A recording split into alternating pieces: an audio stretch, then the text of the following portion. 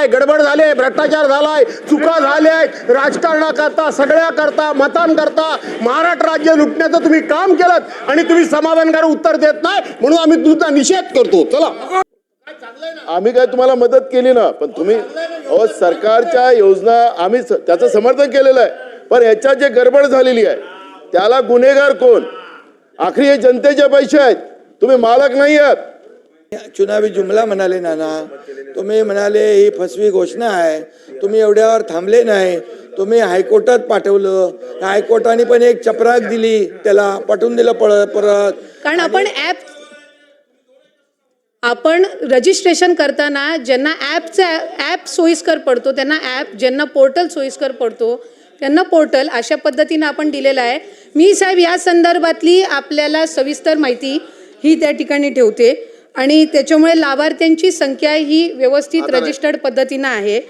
दुसरी महत्त्वाची गोष्ट म्हणजे जी काही रिकव्हरीची प्रक्रिया आहे, ज्या सरकारी कर्मचाऱ्यांनी त्या ठिकाणी लाभ घेतलेला आहे ती 2 महिन्याच्या आत पूर्ण केली जाईल. 12,000 का 12,500 जे पुरुष लाभार्थी सुद्धा जे दाखवण्यात आलेले आहेत स्क्रुटिनीमध्ये, त्या संदर्भामध्ये सुद्धा क्रॉस व्हेरिफिकेशन करून त्याच्यातले किती जेन्युइन बेनिफिशरीज आहेत, किती फेक बेनिफिशरीज आहेत, या संदर्भातली हे करून त्या संदर्भातली चौकशी करून त्यांच्यावर कडक कारवाई केली जाईल.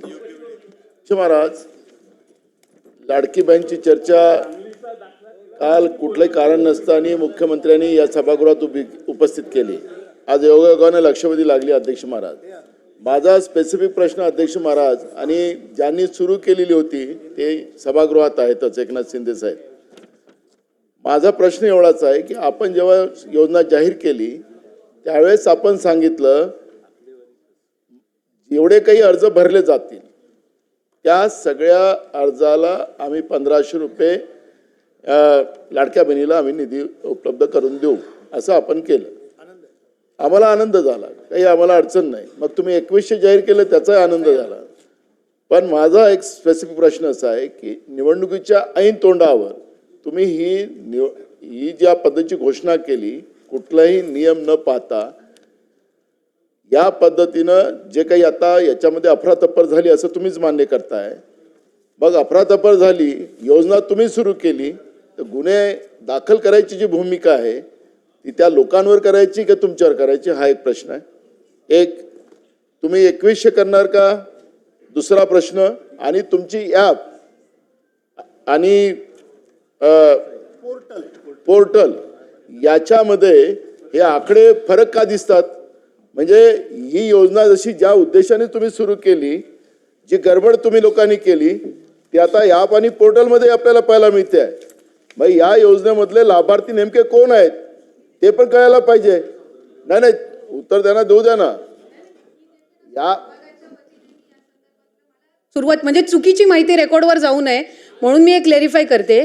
लाडकी बहीण योजनेचे फॉर्म घेत असताना आपण ऑफलाईन, आपण ॲप, आपण पोर्टल असे वेगवेगळे माध्यमं लाभार्थ्यांसाठी उपलब्ध करून दिले होते आणि म्हणून त्याच्यामध्ये ॲप आणि पोर्टल हे दोन्हीही प्लॅटफॉर्म्स आहेत.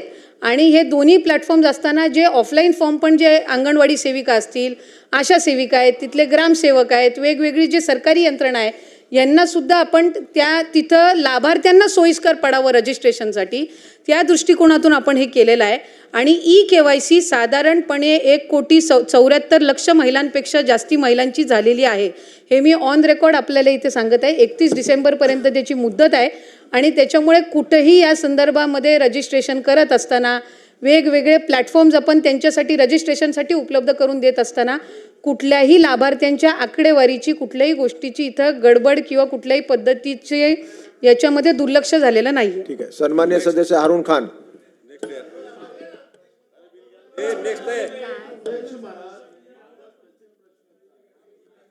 केलं अध्यक्ष महाराज, त्यांनी मान्य केलं, उत्तर दिलं ना. 5-10 मिनिटं झाले चालू आहे लक्षवेधी, 15 मिनिटं मान्य केलं. आशा वर्कर, अंगणवाडी सेविका, ग्रामसेवक आम्ही सगळ्यांना कामाला लावलं. यांनी टार्गेट दिलं होतं अध्यक्ष महाराज त्यावेळेस, एवढे फॉर्म भरलेच पाहिजे आणि त्या पद्धतीने त्यांनी फॉर्म भरलेत आणि बोगस भरले. तुम्ही टार्गेट दिलेलं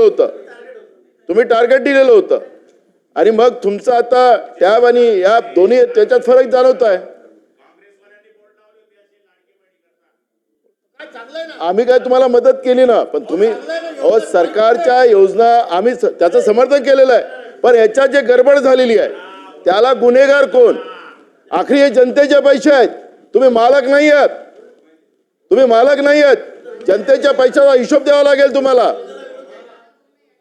अजून सांगायचंय की या रजिस्ट्रेशनमध्ये कुठल्याही पद्धतीची गडबड किंवा कुठल्याही पद्धतीचे दोन आपण त्यांना माध्यमं उपलब्ध करून दिले होते. प्रत्येक योजनेमध्ये असतात ॲप आणि पोर्टल. ऑनलाईन पद्धतीनं रजिस्ट्रेशन करत असताना दोन माध्यमं ही सगळ्या स्कीममध्ये दिले जातात. आपण इतरही स्कीममध्ये तपासलेत तरी त्या पद्धतीनं आहे. आणि लाभार्थ्यांची संख्या ही सुरुवातीपासून अडीच कोटीच्या संख्येमध्येच आहे. त्याच्यामुळे या संदर्भातला आता नव्याने काही आपण त्याबद्दल कॉन्ट्रोवर्सी तयार करून किंवा लाडक्या बहिणींच्या योजनेला आणखीन बदनाम करण्याच्या दृष्टिकोनातून काही वेगळे विषय इथे काढू नये आणि रेकॉर्डवर काही चुकीचं येऊ नये अशीच माझी सभागृहाला विनंती आहे.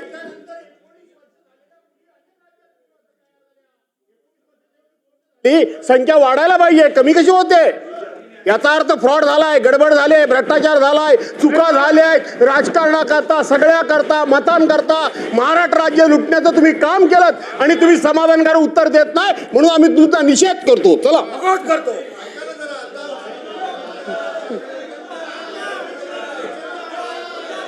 चला अध्यक्ष नाना तुम्हाला ऐकायचंय ना? लक्षवेधी 7 आणि 8 एक मिनिट. लक्षवेधी 7 आणि 8 पुढे ढकलण्यात येत आहे. अध्यक्ष महोदय नाना आता आपण विधेयक घेऊ. बिल थांबा अध्यक्ष. थांबा एक मिनिट. राज्याचे उपमुख्यमंत्री शिंदे साहेब काय बोलतायत? लक्षवेधी संदर्भात लाडक्या बहिणीच्या संदर्भात नाना आपल्या आदिती तटकरे यांनी व्यवस्थित उत्तर दिलं. ऐका ना. अरे तुम्ही ही योजना जेव्हा सुरू केली तेव्हा ती आता तुम्ही म्हणताय लाडक्या बहिणीवर अन्याय होतोय. तुम्ही योजना बंद करण्यासाठी कोण गेला वडपल्लीवर कोर्टामध्ये? कोण गेला? बघा वडपल्लीवर कोणाचा समर्थक होता? अनिल वडपल्लीवर. अध्यक्ष महोदय यांनी योजना बंद व्हावी म्हणून कोर्टात गेले आणि ते नानाचा माणूस होता वडपल्लीवर. आणि या ठिकाणी बसा ऐका, सत्य ऐका जरा. आणि म्हणून आम्ही जी योजना सुरू केली त्या योजनेमध्ये बिलकुल कुठल्याही परिस्थिती आम्ही चांगल्या भावनेने भूमिकेत ही योजना सुरू केली. त्यावेळेस तुम्हाला वाटलं हे फक्त निवडणुकीपुरती घोषणा आहे. तुम्ही चुनावी जुमला म्हणाले नाना, तुम्ही म्हणाले ही फसवी घोषणा आहे. तुम्ही एवढ्यावर थांबले नाही, तुम्ही हायकोर्टात पाठवलं. हायकोर्टाने पण एक चपराक दिली, त्याला पाठवून दिलं परत. आणि तरी सुद्धा आम्ही या ठिकाणी त्या लाडक्या बहीण योजनेचे पैसे नाना जमा केले त्याच्यामध्ये. तुम्हाला वाटलं आता आचारसंहितेत पण पैसे बंद होतील, तर आचारसंहितेचे पण ॲडव्हान्स पैसे आम्ही टाकले. आम्ही पण बरोबर डोकं लावून काम केलं लाडक्या बहिणींना पैसे मिळाले पाहिजे म्हणून. आणि लाडक्या बहिणींनी तुमचा टांगा पलटी केला आणि पार असं लँडस्लाईड मॅन्डेट दिलं की म्हणून आता बघा आदितीने जे उत्तर दिलं आमच्या मंत्री महोदयांनी अतिशय स्पेसिफिक प्रश्नांना उत्तर दिलं आहे. आणि तुम्हाला सांगतो कुठल्याही परिस्थितीमध्ये लाडकी बहीण योजना तुम्हाला वाटतं कमी होईल, बंद होईल, मी सांगतो तुम्हाला लाडकी बहीण योजना कधीही बंद होणार नाही. आणि सांगतो तुम्हाला, तुम्ही 2100 रुपये बोलले, योग्य वेळी आम्ही जे जे बोललोय ते सगळं पूर्ण करणार नाना. कारण लाडक्या बहिणींमुळे तुम्ही जे नाही लाडक्या तुम्ही खोडा घालायला प्रयत्न केला की नाही? लाडक्या बहिणीने चांगला जोडा दाखवला की नाही? लाडक्या बहिणीने काय चांगला जोडा दाखवला की नाही? विधानसभेत दाखवला की नाही? आणि म्हणून आता नाना एकच आहे, तुम्ही लाडक्या बहिणींच्या विरोधात कधी बोलू नका बिलकुल. नाहीतर आता येणाऱ्या पुढच्या निवडणुकांमध्ये लाडक्या बहिणी परत या ठिकाणी नाना तुम्ही तुमच्यावर का घेताय? बोला ना. ऐका. अरे लाडक्या बहिणींना आतापर्यंतच्या इतिहास किती वर्ष होतं हो काँग्रेसचं सरकार? आतापर्यंतच्या इतिहासामध्ये कधी अशी योजना सुरू केली? आम्ही सुरू केली. त्याला हिंमत लागते, धाडस लागतं आणि लोकांचे पैसे लोकांना देण्याची दानत लागते. ती दानत आम्ही दाखवली. आणि म्हणून या ठिकाणी तुम्हाला सांगतो लाडकी बहीण योजना कधी बंद होणार नाही. जे जे आम्ही बोललोय ते पूर्ण करणार आणि करणार. योग्य वेळी योग्य वेळी देणार.